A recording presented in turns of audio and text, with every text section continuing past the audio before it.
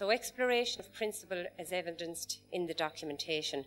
It's usually a busy session, and it can be a very interesting session. And at our most recent event, we had a situation where there was the second session told very different, answered questions very differently than the first question, and it leaves the panel then with a different set of questions. 1 p.m. lunchtime, typically, followed by meeting with learners. The meeting with learners typically doesn't happen with a programme evaluation because we're looking at a programme straight out, but the meeting with learners happens in institutional review. It can happen in professional alignments sometimes. And that's very important. Again, it's the idea, do the learners experience the institution the same way as the teachers think they are doing it, or the managers think they should be experiencing it. At an institutional review some time back, we had a very interesting experience with a learner. Things weren't going very well in a particular institutional review, and a group of learners were brought in, and there was one male in the group of learners, and the rest were roughly 20-year-old girls who were all very enthusiastic, and in fact they had all of the jargon, they knew what to say, and but you'd suspect they were very, very smart girls. And there was one guy who stayed very quiet in the corner, and obviously he was working up to say something. But what he said actually turned a lot of what happened later in the day. It clearly was a huge effort for him to speak. And when he spoke, he just said, when I came here, I knew nothing about the college. None of my friends came to this college. It was the course I got in the place I got. And when I applied through CAO, it was down my options, and I didn't expect to come here.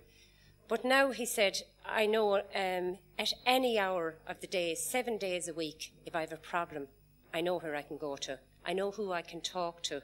I know where I can get an answer. And that turned it was a very simple statement from a youngster who made a huge effort to say it, because the girls had dominated the conversation, but they had dominated with a lot of buzzwords. So I think the panel interaction is very important, and that one youngster that day turned a lot of negativity that was actually in the room, because he was passionate and positive about his experience there, and it changed the questioning and it changed the view of the panel. And I think it also surprised other people in the room who were on his side that he could have been so passionate about his college. It was home from home was how he ended up his little speech. So following the meeting with the learners, you have viewing of documentary evidence and facilities. Now, in terms of an institutional review, that may be looking at minutes of meetings. What happens with external examiners' reports? Are they acted upon? You will be told they'll be acted on. They're acted on through academic council. How do they get back to the programme boards? How do the programme boards act on it? A lot of that is evidenced. That's the documentary evidence you're looking for, minutes of meetings. Do they show that anything was acted on? At a review about 12 months ago, a review of a college and a course, it was clear that the minutes were made up. They were all filed away in a nice little box, and there was lots of folders dated. There was nothing in any of them. So while they talked about meetings and talked about processes, there was no documentary evidence to show that any of those had happened. So the viewing of the documentary evidence that's provided is very important, because clearly you can't get copies of those in advance. The facilities are equally important. Is there actually a library there? The library can look very good on paper. The computers can look very good on paper. What are the opening hours like? Is there a librarian in situ all the time? Have they been brought in for the purposes of the panel visit? So looking at facilities is equally important.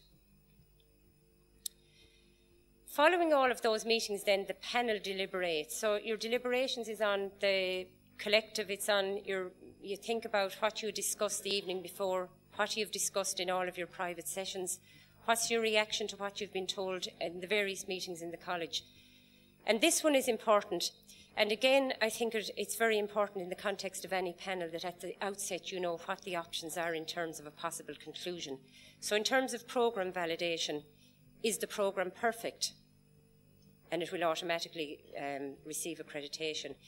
Is the programme broadly there, but the panel considered that there are recommendations that need to be applied to it? Maybe there's no programme assessment strategy. Maybe there's a key piece of content that's missing. There's a module in something that's missing from it. Maybe the focus is wrong. Maybe the title isn't properly representative of the modules. So that, and the worst case scenario is where a panel is actually saying, listen guys, you have to go back to the drawing boards, you're totally off the mark here. In the context of the institutional review, the colleges would have already, they have identified objectives, and what the institutional review panel is doing is saying, have they addressed all of these criteria in a fair manner, and what are the recommendations around those? I suppose you don't actually fail in institutional review, but the issue is then to what extent there are recommendations and conditions attaching. So during the panel deliberations, you're reaching conclusions on these things. In a professional alignment, what are the decisions you're making? You're asking, is quality assurance robust? And secondly, is an alignment to a level on the framework appropriate? So panels are making different decisions, and notwithstanding that you might be on 10 programme validations, the outcomes of all of these are broadly the same, but the process of reaching it is very different because every provider is very different. I'll get back to this one. So time for informal feedback from the chairperson to the provider on behalf of the panel. Over the years, we've had a lot of debate around this. Do you give informal feedback or do you go and deliberate afterwards? The HETAC view is that we give informal feedback, but in giving that, we're always conscious of the fact that we're giving the big picture. We're not giving all of the detail, and I think the provider or the institution that we're dealing with needs to know that they're only getting big picture stuff. Because you could end up in a scenario where they presume that the 5 points or 6 points that you've brought to their attention are the only things. You always allow yourself the discretion to reflect afterwards and add in other conditions. But at the informal feedback time, you do give them the result. How successful have they been? What are the big conditions that might apply to the that might be highlighted in the report at the end? And I suppose it's also an opportunity at that time, if there's lack of clarity in some issues, that clarification is sought. And finally, time to go home. Now, that made it all seem very simple. I think what you have to remember is that in a HETAC context, not only have we different types of panels for different purposes, we have a huge range of providers. And since, or in the last 5 or 6 years, the range and type of providers we've been dealing with has expanded enormously and has caused huge challenges for us as an organisation, and has caused challenges for panels, has presented huge panels for, or challenges for panels. In the context of public sector provision, it's all fairly straightforward, but when we go into private sector provision, things look very, very different. Institutions look different, providers look different, we're dealing with professional bodies, we're dealing with education arms of industry. And it's in trying to accommodate those differences that the panel, I suppose, has complexities around panel decisions.